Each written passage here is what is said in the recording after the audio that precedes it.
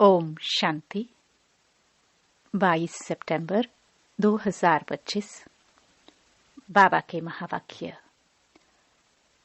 मीठे बच्चे, अपनी दिल पर हाथ रखकर पूछो कि बाबा जो सुनाते हैं क्या हम सब पहले जानते थे?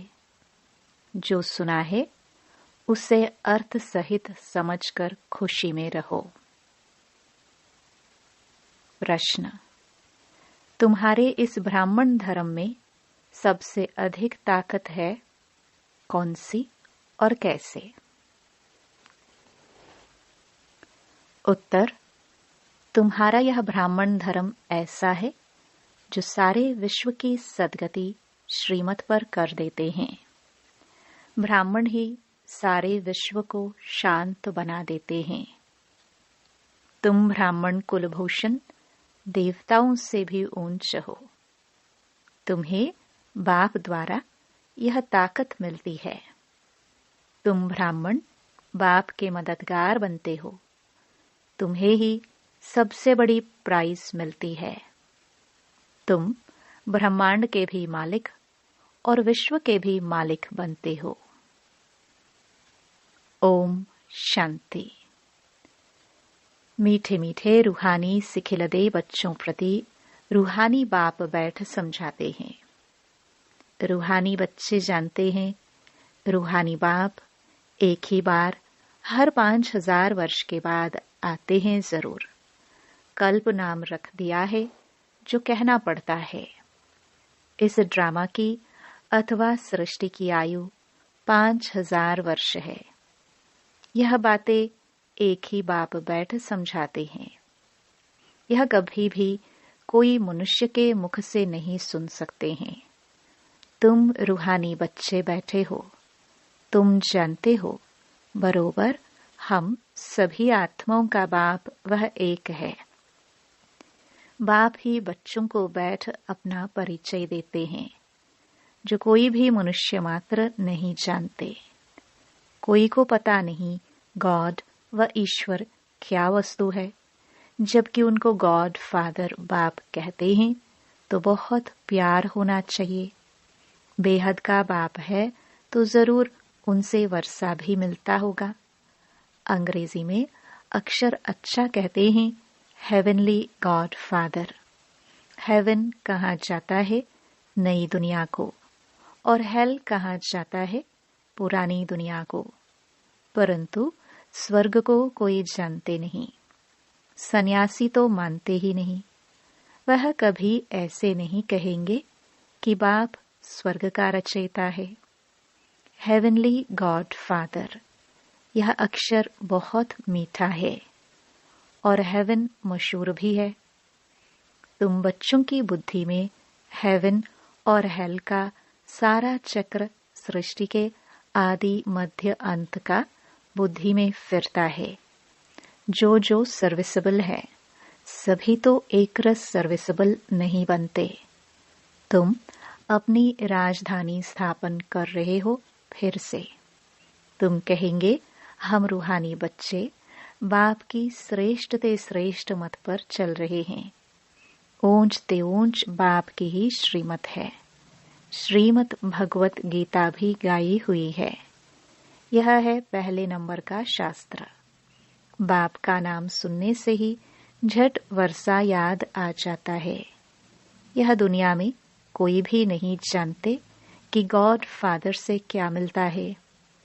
अक्षर कहते हैं प्राचीन योग, परंतु समझते नहीं कि प्राचीन योग किसने सिखाया। वो तो श्री कृष्ण ही कहेंगे क्योंकि गीता में श्री कृष्ण का नाम डाल दिया है। अभी तुम समझते हो बाप ने ही राजयोग सिखाया जिससे सब मुक्ति जीवन मुक्ति को पाते हैं। यह भी समझते हो कि भारत में ही शिव बाबा आया था। उनकी जयंती भी मनाते हैं। परंतु गीता में नाम गुम होने से महिमा भी गुम हो गई है जिससे सारी दुनिया को सुख शांति मिलती है। उस बाप को भूल गए हैं। इनको कहा ही जाता है एकज भूल का नाटक। बड़े ते बड़ी भूल यह है जो बाप को नहीं जानते। कभी कहते वह नाम रूप से न्यारा है, फिर कहते कच मच अवतार है, टिक्कर भित्तर में है। भूल में भूल होती जाती है, सीढ़ी नीचे उतरते जाते हैं। कला कम होती जाती है, तमो प्रधान बनते जाते हैं।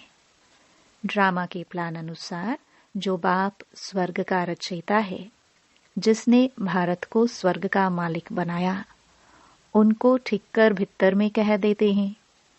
अभी बाप समझाते हैं, तुम सीढ़ी कैसे उतरते आए हो, कुछ भी किसको पता नहीं है। ड्रामा क्या है पूछते रहते हैं। यह दुनिया कब से बनी है, नई सृष्टि कब थी, तो कह देंगे लाखों वर्ष आगे। समझते हैं पुरानी दुनिया में तो अभी बहुत वर्ष पड़े हैं। इसको अज्ञान अंधियारा कहा जाता है। गायन भी है, ज्ञान अंजन सतगुरु दिया, अज्ञान अंधेर विनाश। तुम समझते हो रचयिता बाप जरूर स्वर्ग ही रचेंगे। बाप ही आकर नरक को स्वर्ग बनाते हैं। रचयिता बाप ही आकर सृष्टि के आदि मध्य अंत का ज्ञान सुनाते हैं। आते भी है अंत में, टाइम तो लगता है ना। यह भी बच्चों को समझाया है। ज्ञान में इतना समय नहीं लगता है जितना याद की यात्रा में लगता है। 84 जन्मों की कहानी तो जैसे एक कहानी है। आज से 5000 वर्ष पहले किन्हों का राज्य था, वह राज्य कहाँ गया? तुम बच्चों को अब सारी नॉलेज है। तुम हो कितने साधारण। अजामिल जैसे पापी, अहिल्याए, कुब्जाए, भिलिनिया उनको कितना ऊंच बनाते हैं। बाप समझाते हैं, तुम क्या से क्या बन गए हो। बाप आकर समझाते हैं, पुरानी दुनिया का अब हाल देखो क्या है। मनुष्य कुछ भी नहीं जानते कि सृष्टि का चक्र कैसे फिरता है। बाप कहते हैं, तुम अपनी दिल पर हाथ रखकर पूछो, आगे यह कुछ जानते थे? कुछ भी नहीं। अभी जानते हो। बाबा फिर से आकर हमको विश्व की बादशाही देते हैं। कोई की बुद्धि में नहीं आएगा कि विश्व की बादशाही क्या होती है। विश्व माना सारी दुनिया। तुम जानते हो, बाप हमको ऐसा राज्य देते हैं जो हमसे आधा कल्प तक कोई छीन नहीं सकते। तो बच्चों को कितनी खुशी होनी चाहिए। बाप से कितना बार राज्य लिया है। बाप सत्य है, सत्य शिक्षक भी है, सतगुरु भी है। कब सुना ही नहीं। अभी अर्थ सहित तुम समझते हो। तुम बच्चे हो, बाप को तो याद कर सकते हो। आजकल छोटेपन में ही गुरु करते हैं। गुरु का चित्र बनाए भी गले में डालते हैं, वह घर में रखते हैं। यहाँ तो वंडर है। बाप, शिक्षक, सतगुरु सब एक ही है। बाप कहते हैं, मैं साथ में ले चलूंगा। तुमसे पूछेंगे, क्या पढ़ते हो? बोलो, हम नई दुनिया में राजाई प्राप्त करने लिए राजयोग पढ़ते हैं। यह है ही राजयोग। जैसे बैरिस्टरी योग होता है, तो जरूर बुद्धि का योग बैरिस्टर तरफ जाएगा। टीचर को जरूर याद तो करेंगे ना। तुम कहेंगे, हम स्वर्ग की राजाई प्राप्त करने के लिए ही पढ़ते हैं। कौन पढ़ाते हैं? शिव बाबा, भगवान। उनका नाम तो एक ही है जो चला आया है। रथ का नाम तो है नहीं। मेरा नाम है ही शिव। बाप शिव और रथ ब्रह्मा कहेंगे। अभी तुम जानते हो यह कितना वंडरफुल है। शरीर तो एक ही है। इनको भाग्यशाली रथ क्यों कहते हैं? क्योंकि शिव बाबा की प्रवेशता है तो जरूर दो आत्माएं ठहरी। यह भी तुम जानते हो, और किसको तो यह ख्याल में भी नहीं आता। अब दिखाते हैं, भागीरथ ने गंगा लाई, क्या पानी लाया? अभी तुम प्रैक्टिकल देखते हो, क्या लाया है, किसने लाया है, किसने प्रवेश किया है? बाप ने किया ना। मनुष्य में पानी थोड़े प्रवेश करेगा, जटाओं से पानी थोड़े आएगा। इन बातों पर मनुष्य कभी ख्याल भी नहीं करते हैं। कहाँ ही जाता है रिलीजन इज माइट, रिलीजन में ताकत है। बताओ, सबसे जास्ती किस रिलीजन में ताकत है? ब्राह्मण रिलीजन में। हाँ, यह ठीक है। जो कुछ ताकत है ब्राह्मण धर्म में ही है, और कोई रिलीजन में कोई ताकत नहीं। तुम अभी ब्राह्मण हो। ब्राह्मणों को ताकत मिलती है बाप से, जो फिर तुम विश्व के मालिक बनते हो। तुम्हारे में कितनी बड़ी ताकत है। तुम कहेंगे हम ब्राह्मण धर्म के हैं। किसकी बुद्धि में नहीं बैठेगा। विराट रूप भल बनाया है, परंतु वह भी आधा है। मुख्य रचता और उनकी पहली रचना को कोई नहीं जानते। बाप है रचता, फिर ब्राह्मण है चोटी। इसमें ताकत है। बाप को सिर्फ याद करने से ताकत मिलती है। बच्चे तो जरूर नंबरवार ही बनेंगे ना। तुम इस दुनिया में सर्वोत्तम ब्राह्मण कुलभूषण हो, देवताओं से भी ऊंच हो। तुमको अब ताकत मिलती है। सबसे जास्ती ताकत है ब्राह्मण धर्म में। ब्राह्मण क्या करते हैं?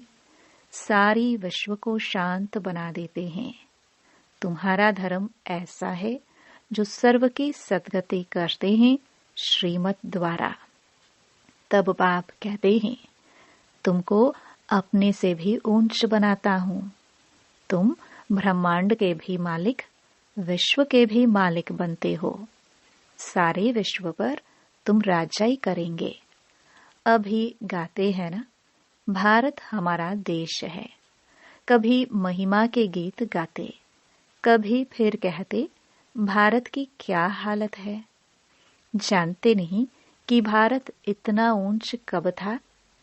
मनुष्य तो समझते हैं स्वर्ग अथवा नरक यहाँ है। जिसको धन मोटर आदि है वह स्वर्ग में है। यह नहीं समझते स्वर्ग कहाँ ही जाता है, नई दुनिया को। यहाँ सब कुछ सीखना है। साइंस का हुनर भी फिर वहाँ काम में आता है। यह साइंस भी वहाँ सुख देती है। यहाँ तो इन सब से है अल्पकाल का सुख। वहाँ तुम बच्चों के लिए यह स्थायी सुख हो जाएगा। यहाँ सब सीखना है, जो फिर संस्कार ले जाएंगे। कोई नई आत्माएं नहीं आएंगी जो सीखेंगी। यहाँ के बच्चे ही साइंस सीखकर वहाँ चलते हैं। बहुत होशियार हो जाएंगे। सब संस्कार ले जाएंगे, फिर वहाँ काम में आएंगे। अभी है अल्पकाल का सुख, फिर यह बॉम्ब्स आदि ही सबको खलास कर देंगे। मौत के बगैर शांति का राज्य कैसे हो? यहाँ तो अशांति का राज्य है। यह भी तुम्हारे में नंबरवार है जो समझते हैं। हम पहले पहले अपने घर जाएंगे, फिर सुखधाम में आएंगे। सुख में बाप तो आते ही नहीं। बाप कहते हैं, मुझे भी वानप्रस्थ रथ चाहिए ना। भक्ति मार्ग में भी सबकी कामनाएं पूरी करता आया हूँ। संदेशियों को भी दिखाया है कैसे भक्त लोग तपस्या पूजा आदि करते हैं। देवियों को सजाए पूजा आदि कर फिर समुद्र में डुबो देते हैं। कितना खर्च होता है? पूछो यह कब से शुरू हुआ है? तो कहेंगे परंपरा से चला आया है। कितना भटकते रहते हैं। यह भी सब ड्रामा है। बाप बार बार बच्चों को समझाते हैं, हम तुमको बहुत मीठा बनाने आए हैं। यह देवताए कितने मीठे हैं, अभी तो मनुष्य कितने कड़वे हैं। जिन्होंने बाप को बहुत मदद की थी, उन्हों की पूजा करते रहते हैं। तुम्हारी पूजा भी होती है, पद भी तुम ऊंच प्राप्त करते हो। बाप खुद कहते हैं, मैं तुमको अपने से भी ऊंच बनाता हूँ। ऊंच ते ऊंच भगवान की ही श्रीमत। गीता में भी श्रीमत मशहूर है। श्री कृष्ण तो इस समय बाप से वर्षा ले रहे हैं। श्री कृष्ण की आत्मा के रथ में बाप ने प्रवेश किया है। कितनी वंडरफुल बात है, कभी किसकी बुद्धि में आएगा नहीं। समझने वालों को भी समझाने में बड़ी मेहनत लगती है। बाप कितना अच्छी रीति बच्चों को समझाते हैं। बाबा लिखते हैं, सर्वोत्तम ब्रह्मा मुख वंशावली ब्राह्मण, तुम ऊंच सर्विस करते हो तो यह प्राइज मिलती है। तुम बाप के मददगार बनते हो तो सबको प्राइज मिलती है, नंबरवार पुरुषार्थ अनुसार। तुम्हारे में भी बड़ी ताकत है। तुम मनुष्य को स्वर्ग का मालिक बना सकते हो। तुम रूहानी सेना हो। तुम यह बाज नहीं लगाएंगे तो मनुष्य कैसे समझेंगे कि यह भी रूहानी मिलिट्री है। मिलिट्री वालों को हमेशा बैज लगा हुआ होता है। शिव बाबा है नई दुनिया का रचयिता। वहां इन देवताओं का राज्य था, अब नहीं है। फिर बाप कहते हैं, मन मना भव, देह सहित सब संबंध छोड़ मामेकम याद करो तो श्री कृष्ण की डायनास्टी में आ जाएंगे। इसमें लज्जा की तो बात ही नहीं। बाप की याद रहेगी। बाप इनके लिए भी बताते हैं। यह नारायण की पूजा करते थे। नारायण की मूर्ति साथ में रहती थी। चलते फिरते उनको देखते थे। अभी तुम बच्चों को ज्ञान है, बैज तो जरूर लगा रहना चाहिए। तुम हो नर से नारायण बनाने वाले। राजयोग भी तुम ही सिखलाते हो। नर से नारायण बनाने की सर्विस करते हो। अपने को देखना है, हमारे में कोई अवगुण तो नहीं है। तुम बच्चे बाप दादा के पास आते हो। बाप है शिव बाबा, दादा है उनका रथ। बाप जरूर रथ द्वारा ही मिलेंगे ना। बाप के पास आते हैं रिफ्रेश होने। सम्मुख बैठने से याद पड़ती है, बाबा आया है ले जाने के लिए।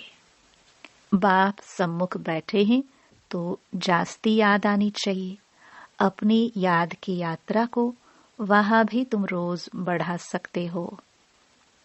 अच्छा, मीठे मीठे सिखिलदे बच्चों प्रति माता पिता बाप दादा का याद प्यार और गुड मॉर्निंग। रूहानी बाप की रूहानी बच्चों को नमस्ते। धारणा के लिए मुख्य सार। पहला, अपने को देखना है कि हमारे में कोई अवगुण तो नहीं है। जैसे देवताए मीठे हैं, ऐसा मीठा बना हूं। दूसरा, बाप की श्रेष्ठ ते श्रेष्ठ मत पर चल अपनी राजधानी स्थापन करनी है। सर्विसेबल बनने के लिए सृष्टि के आदि मध्य अंत का, हेवन और हेल का ज्ञान बुद्धि में फिराना है।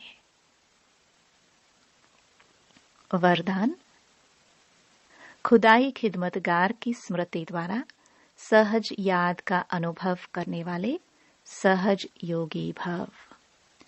खुदाई खिदमतगार अर्थात जो खुदा व बाप ने खिदमत सेवा दी है, उसी सेवा में सदा तत्पर रहने वाले।